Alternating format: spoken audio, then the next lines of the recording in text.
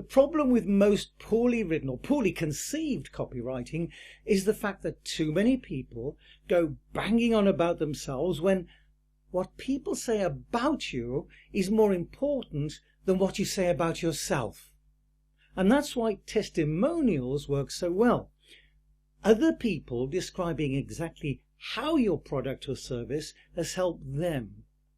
They add third-party credibility, they gain empathy, and they can address specific audiences.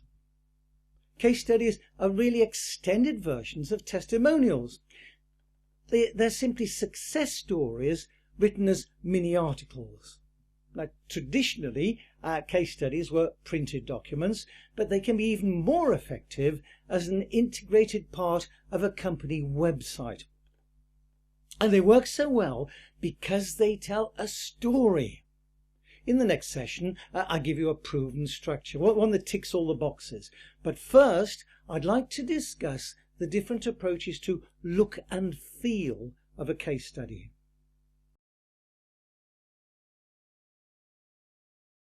I think a lot of companies really miss a trick with the way their case study looks. I'm going to show you a couple of examples, and I'd like you to see if you can see what's wrong with them. By the way, I blurred out the text to protect the innocent. It's not the content we're reviewing, it's the look and feel. This first example is a printed case study, and this one was taken from the web. What do they remind you of? Well, they remind me of copies of the Times circa 1900, a great slab of text.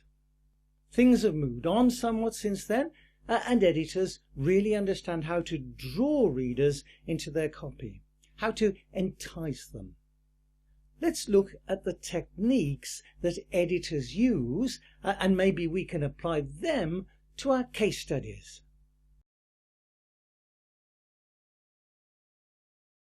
One of the tricks is to use something known as a call-out, a single sentence or a couple of sentences taken from the main copy, often with giant quotation marks, to make it a person talking directly to the prospect, straight out of the page, to give it even more immediacy. Throughout this course, we remind ourselves that people nowadays seldom begin at the beginning and work their way through an article. They tend to skim the page, and this is particularly true of copy on screen. So call-outs are a wonderful way of capturing their attention and drawing them into the copy. But even if it doesn't succeed in drawing them into the main copy, at least they'll go away with one message, simply by having read the call-out. Now, it's an incredibly powerful technique.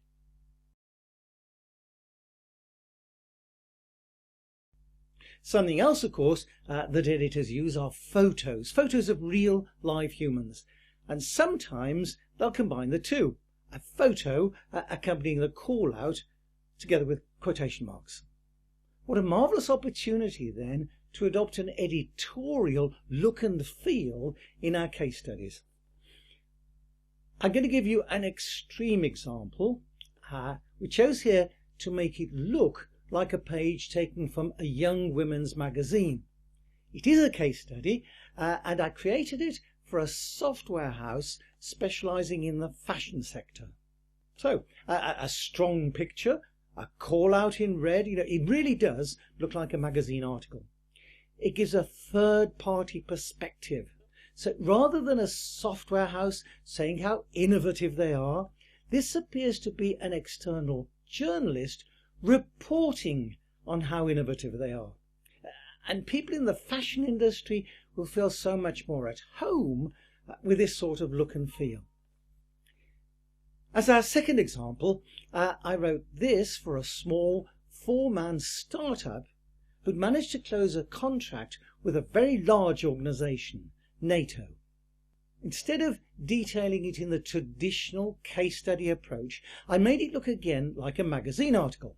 A strong photo, of course, but I also managed to take it one step further, persuading the end client, NATO, to add value by providing photos of two of their people, a very attractive US Navy captain, the other a senior executive within NATO. Each was then able to speak directly from the page. Oh, and staying with this example, I can make another important point. So many companies are reluctant to ask their customer for a personal comment from a senior executive complete with a photograph. This is especially true for small companies supplying a large multinational. The thing to remember is, if you don't ask, you will never get. I always ask.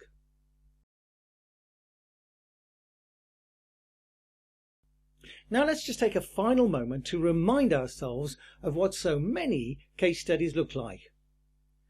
Yuck! And this is a real life example, a real stinker.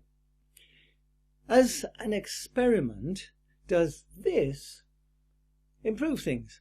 Now, a photo of a real live human, not some marketing person from the company writing the case study, the end customer herself, complete with a call out. If no one reads any of the text, they still can't avoid instantly knowing that Jane Doe, production director, is thrilled because she's reduced stocks by 17.5% in just 5 months. That is gold. There, I hope you found that preamble useful. In our next video, we're going to look at the structure of a case study.